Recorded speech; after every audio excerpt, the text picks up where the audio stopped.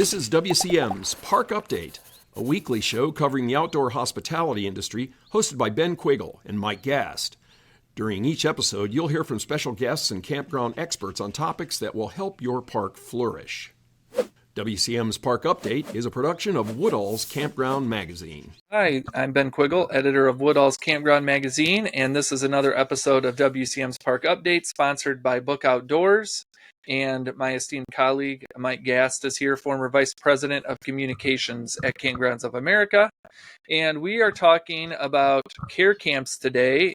And Mike, you mentioned before the show you're on the advisory committee for care camps. And our guest... full disclosure, I got involved with care camps 20 years ago, a little bit more than 20 years ago. As soon as I arrived at KOA, I became the liaison to the charity, which was created. I'm sure Gwen will get into this, but it was created by a group of KOA owners through the KOA Owners Association.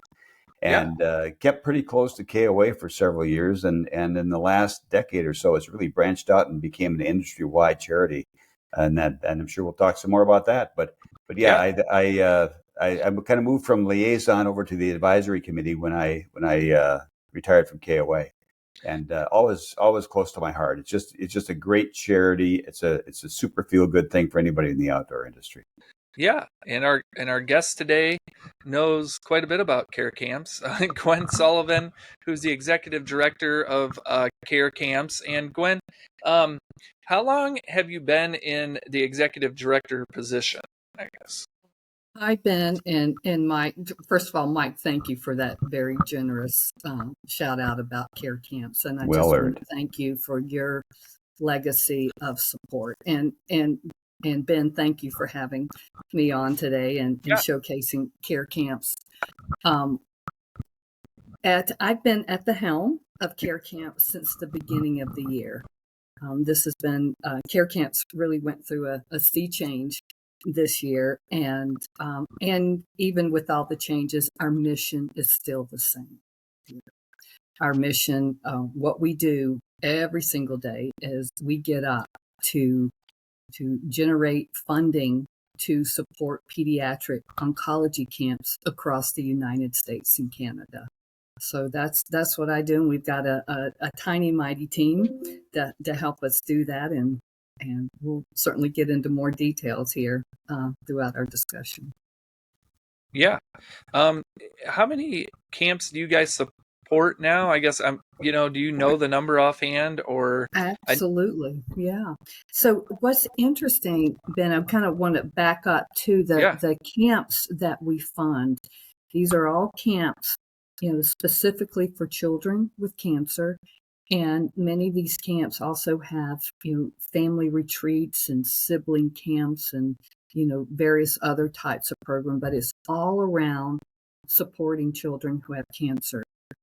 We fund camps that are members of the Children's Oncology Camping Association. That is the portal of which we fund the camps. And so the camps that we fund are all members of this national association here. And last year we funded over 120 of these camps. And I think it's important to note too that these camps are not these camps aren't on the KOA campgrounds or any other commercial parks. They're their own separate entities, and some of them operate on a year-round basis. They do other programs besides the kids camps, but they're year-round owned and operated sort of charity facilities. And some of them are smaller kind of operations that might be run on a parent's dining room table, and they rent a camp. They could rent an Elks camp for a week or two during the summertime to run their camps. Oh, I think Mike froze up. They're all professionally, they all have medical personnel involved. Typically, these kids oftentimes are going through active treatment, so they're getting chemotherapy at night after they've been out canoeing and doing their archery and everything else during the day and all the other programs they do. So it's a very different sort of a kids camp, but it gives them that summer camp feel, and yet they don't, if they're in active treatment, they don't have to wait for that. They can still be under active treatment and under medical care. Mike, I couldn't have said that any better. Oh, I practice that. Really, I've had that speech a lot. I know. Al, I'm going to take you along with me here. So these camps, what I love about these camps and that Mike really highlighted is they're all very uniquely authentic. There's no cookie cutter approach.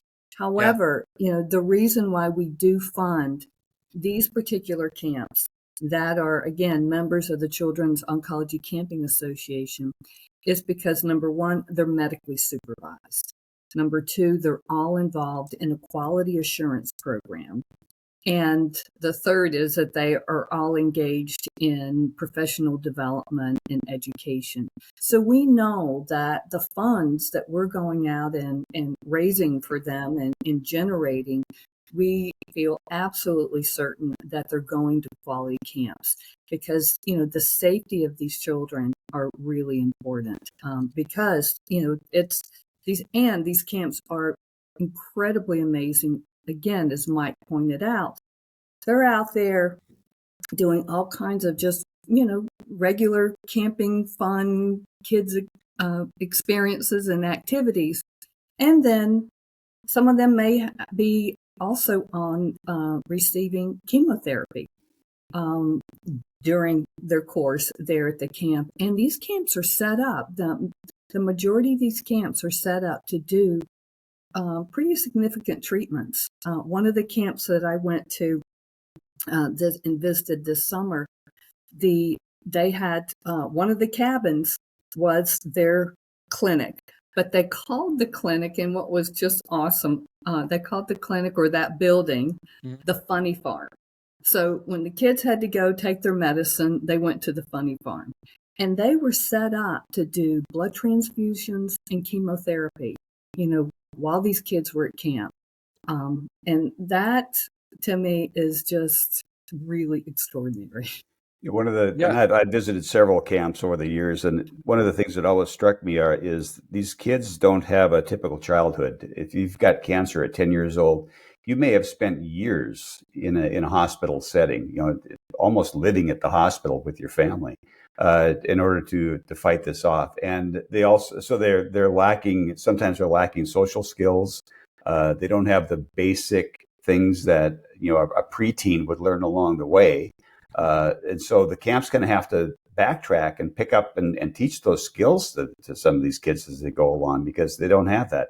And some of the kids have unfortunately lost limbs or had other physical attributes that really shake their self-confidence. So it's fun to watch the kids get to camp on day one and watch them just bloom over the course of a week. Again, I couldn't have said it better. And I think one of the things that I was really struck by in visiting several camps over this past summer is when I walked in, there were just kids playing and giggling and singing camp songs and doing, just tie-dyeing T-shirts and, just good old camp activities here. And if I hadn't known that I was walking into a pediatric oncology camp, these kids all had cancer or were in remission of cancer. If I hadn't known that ahead of time, I wouldn't have thought about that. I mean, again, there were some of the kids that certainly had, some physical things that that were different, but I was just really blown away by that. Well, and it's usually the only time that those kids have been in a shared experience. I mean, they all know what having cancer is like. And so they've all got that shared experience. And for a lot of those kids, it's the first time they've ever been in a group of their peers. The kids that they may go to school with don't understand what they've been through. Well, they don't have to explain themselves. Mm-hmm. They don't have to spend that kind of, just emotional energy, feeling like they're different, that people don't understand because they're in a community. And I think that's what we're so proud of, with our mission is that here we are supporting, and encouraging, and going out and fundraising for the healing power of community and the outdoors for these kids. So, Gwen, I mentioned that Care Camps used to be a very closely held charity of the KOA Owners Association and KOA. Several years ago, they decided they kind of plateaued. They really weren't getting the growth they needed because of that limitation. Hmm? And several years ago, the board decided to branch out and really open it up to the rest of the industry. Tell us a little bit about that and how that's gone. Oh, yeah. Well, and really, again, I want to call out the legacy of care camps here. I may be new at the helm, and at the same time, I and our team, our board, we want to always continue to honor the legacy of KOA, because without what they did 39 years ago here, we're getting ready to actually celebrate our 40th anniversary. We wouldn't be where we are. And as you mentioned, Care Camp started by just a handful of KOA campground owners to support a few of the pediatric oncology camps. And it grew, as you said, and went under the umbrella of the KOA corporate office. And then 10 years ago became branched out to become its own standing national nonprofit organization. Yeah. And what has been so heartwarming really is the embrace that we've received specifically with the RV industry here. And we've had some top corporate donors here that have really helped us, expand even more so, expand our funding to these camps and in all different kind of ways. And just want to call them out because of their legacy of support, specifically Campers Inn RV, Forest River, Patrick Industries, Lippert, and Thor are our top tier corporate donors. And we're just so grateful for them and the others now that are coming on board with us as well. And as you and I were talking, the outdoor industry is vast, and there's so much more room here for the outdoor industry, the greater outdoor industry, to get involved. And we also have campgrounds. The KOA campgrounds continue to be our biggest partner here. In all kinds of ways, financially and a lot more in the KOA corporate office. So they're really our top tier partners in that way. And we have campgrounds that are not under the KOA umbrella that have joined us with us in our mission. I think that's important too. I think there is still some, I still run into people that are like, oh, that's a KOA thing. They do that. So I think there is some of that. You probably know, Gwen, you're probably still fighting to some degree.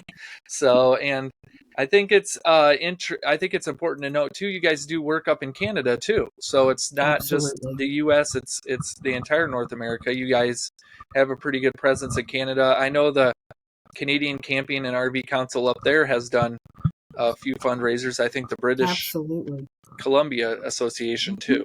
So, and also I want to call out RV Care in Canada. Yeah. They just did a fundraiser at their national conference and event for us, and in one night raised $20,000 for us. Wow. There.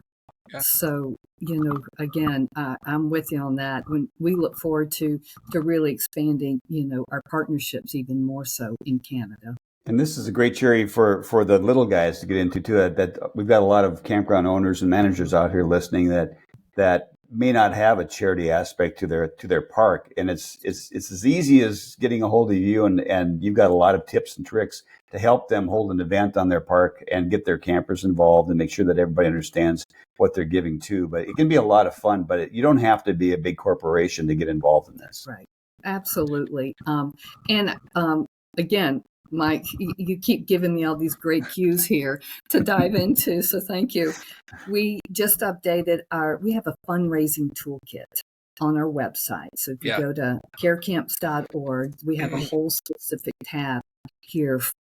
That's our fundraising toolkit. That includes over 15 ways, just real practical ways, your campground can raise money. And it's also for individuals. You can use these same ideas in your office. They're just really fun.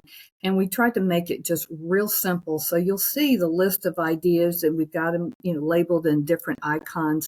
And you literally just press a button here, and you'll get a one-page instruction sheet that tells you how to do it, from A to Z, just real clear.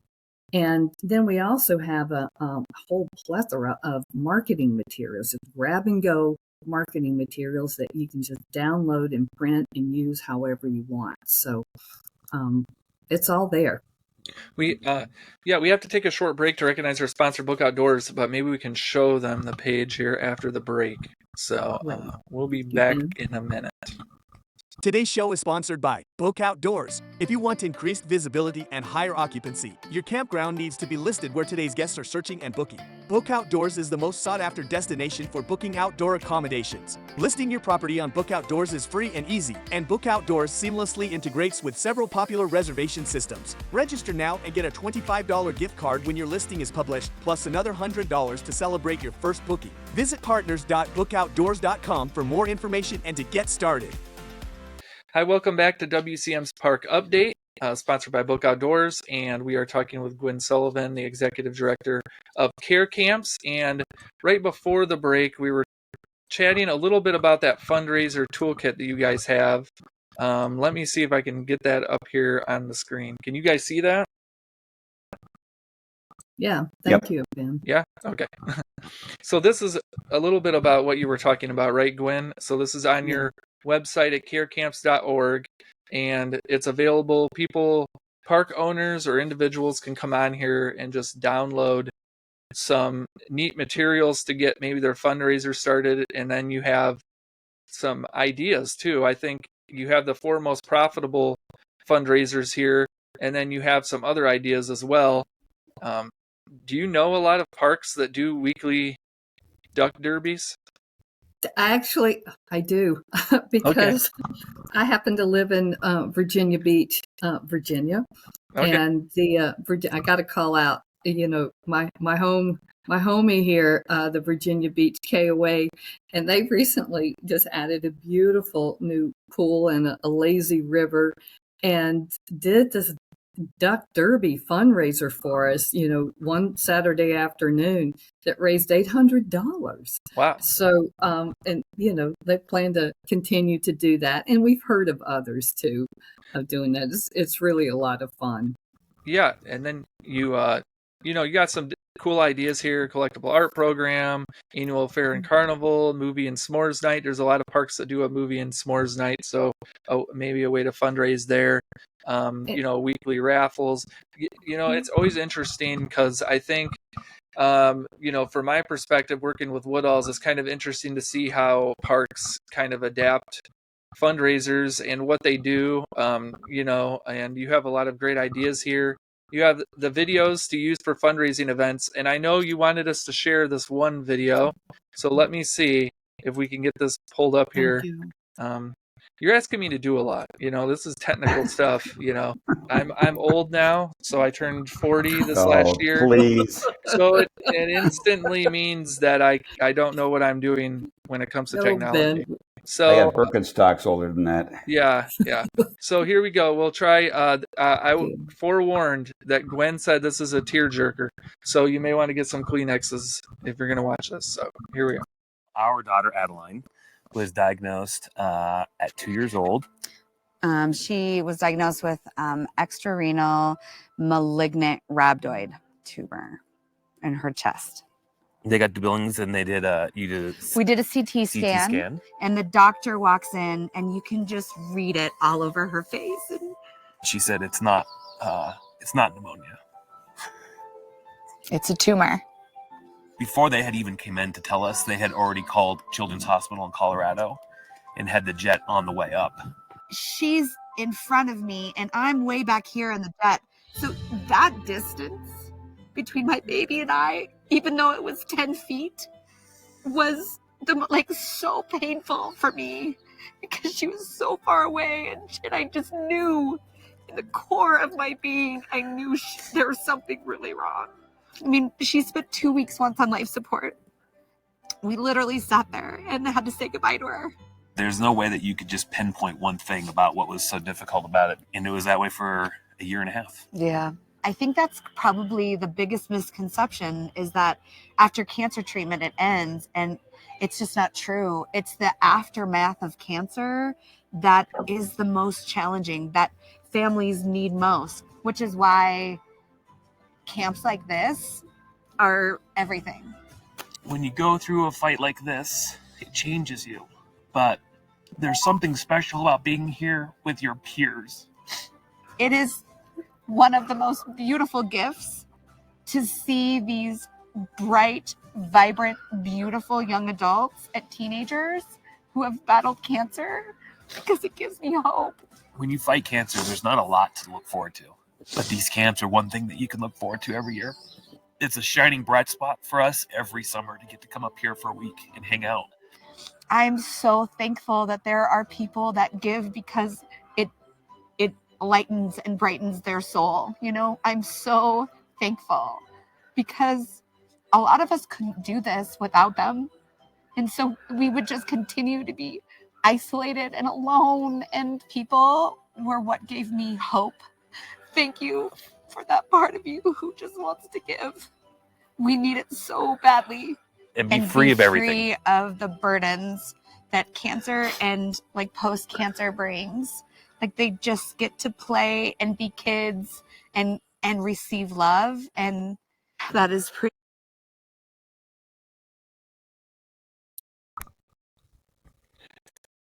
Yeah. So you must work with a pretty good production company, that puts those videos together for you. I recognize that camp. That's out of Bozeman, Montana, and I've sat around that circle with those kids, and it brings up a good point, Gwen, that a lot of these camps have programs for the families too. It's not just the kid. It's very holistic to the family. And what a lot of people don't realize is that the siblings of these kids that go through this are terrifically affected by their brother or sister that has cancer. Yeah, it's just amazing. I got to tell you, I've seen this video a lot, and I've seen others that we've done, and it always just kind of gives me a moment here of why we're all doing this together and why we're having this conversation today. So I want to take that moment here and just honor the moment of these families, as you said, Mike, because it's a family. It affects the family and just the community here, and that they have a safe haven to come, and that particularly these parents here can and the families can see their children smiling again and having fun and playing and having again that broader community of support. As I'm a parent too, so I can't even imagine something more a better gift than to give these kids. Yeah, definitely. The few cancer survivors I've talked with too, the kids, I guess, the kids that are dealing with cancer too also feel extremely guilty. And I have to admit, on some level, I've heard them say they feel guilty for what they do what they feel like they've done to their families, I guess. And I have to imagine these camps go a long way to helping deal with that as well. So. Right. I mean, and for families to be able, as Mike mentioned, these camps, many of them have, family weekends or actually just weekends for just parents to get together here and have that support. And the siblings, some of the camps have camps where the child and their brothers and sisters come with them. Some of the camps have separate camps. For the children, living with cancer in remission, and then they'll have a separate camp for their siblings. So, they do all different kind of configurations in that way. Yeah. I get, just that. How has I just came back from the Campgrounds of America conference in Las Vegas a couple weeks ago. And, obviously we heard Mark Lamone give an update. He's the vice chairman of the Care Camps board, and he gave a great update. I guess, can you give us an idea of how the need has kind of risen, especially since COVID? How has the need kind of grown over the last 4 to 5 years, I guess? What's really extraordinary, or we've been talking a lot about kind of the outdoor programming here, and how the needs are changing for these camps is that they're having to, number one, kind of adapt their programming here in dealing with more mental health issues here, accessing more diversity here, and supporting more diversity within their camps. And so the programming aspect here is changing, and these camps are learning together how to adapt to and support the all the various aspects of the child's experience. Also, during COVID, many of the camps started offering virtual camp programs. So they began offering virtual camps, where, they would be delivered, kind of camp activities here to their home, and then they would get online with each other. They would be assigned to cabins, virtual cabins with each other, and have a whole week, of camp. And then they would offer camp in a box, where, camp would come to their home and they could do it, as they wanted to here. And then, offering more camp experiences in hospital settings and in outpatient settings too. So this is where we really want to help more, with more funding, we can help these camps innovate in that way, so that more children actually have this opportunity to go to camp, whether it's outdoors here or kind of wherever they are.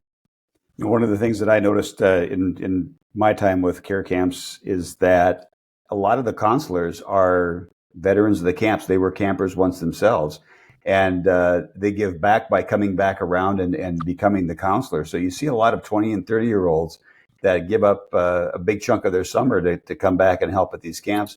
And another aspect that's kind of put the pressure on the camps is, fortunately, the survivability rates for children's oncology have gone way up. I mean, they've made such great strides in the treatment programs that more kids are making it into their late teens and the 20s. The fatality rates have gone down. And that brings up another whole load of problems because, like we said, sometimes they miss the growing up stage, and they don't know how to cook for themselves. They don't know how to do the laundry. And sometimes some of these camps step up and teach those skills. That's right. Absolutely. And, again, Mike, what we see and continue to hear, and certainly what I witnessed this summer, is how the kids, the children, come back year after year, given their lifespan of what's going on with them. I happened to, at one of the camps that I visited, I met a woman named Amanda. And Amanda was there volunteering as one of the camp nurses. And Amanda had actually started going to that camp, I think, when she was around 9 or 10 years old, and kept going back to the camp. Became a counselor at the camp, went on to nursing school. Amanda now works on the same unit of the hospital where she was treated. And during the summer, she comes and she volunteers there at the camp that she attended, as through her growing up years. Not only did I meet Amanda that day, I met Amanda's mother, who was also volunteering. I also met Amanda's two sisters, who were also volunteering at the camp. And her two sisters had gone to the sibling camp growing up, and one of her sisters was actually now serving as a counselor at the sibling camp. So this is when we say this is not about just supporting one child. This is about investing in the child, and it is a gift that keeps on giving. And it's a gift back to the businesses to get involved in it too. I think all the campground owners that are really active in the charity will tell you that they get a lot out of it also. And my mom used to say that if you're not giving back to society, you're just taking up space. And I think it's important that for the health of their business, that even small campgrounds have a charity aspect because their customers enjoy it. It brings them legitimacy, I think, and it gives them a way to automatically and easily give back to their community and their society.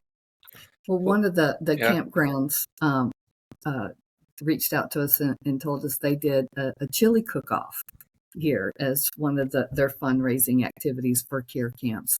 And what she reported back to us was, number one, how easy it was to get people involved and engaged. And it gave them a way to actually connect with their community in a way that they had never connected with in different businesses out there and just people that they had never had that kind of relationship with just in their own community. And it turned out to be just a wonderful, kind of community building activity together here, in addition to, paying forward. Yeah.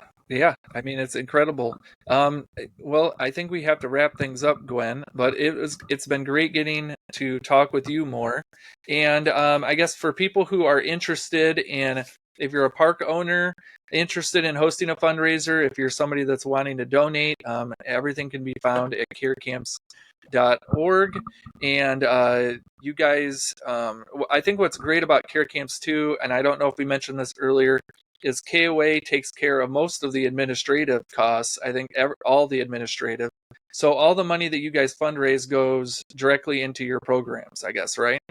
Well, we've things have changed, Ben, since we're not under the KOA corporate umbrella here. Yep. So we do have to cover our administrative cost. That I can absolutely reassure you here that anybody that knows me, I'm going to make sure that we have we run a lean machine here, and that the majority, absolutely the vast majority of the funding that we do generate goes to the camps. Okay. For sure. All right. And I know you guys have like platinum transparency from Candid for 2023. That's on there. So you guys are really transparent with where the funds are going. So, and to learn more, you can go to carecamps.org. And thanks everyone for watching this week's episode. And we will be back again next week. Thank you so much, Ben. And thank you, everyone. Thank you for listening to WCM's Park Update, a production of Woodall's Campground Magazine. Join us for a new show each Tuesday at 3 p.m. Eastern on Facebook, YouTube, and wherever you listen to podcasts. Follow us on Facebook and LinkedIn for daily news and updates, and subscribe to our news feed on our website at woodallscm.com. Show hosts are Ben Quiggle and Mike Gast. Executive producers Rick Kessler and Alex Burkett. Copyright 2022, G&G Media Group.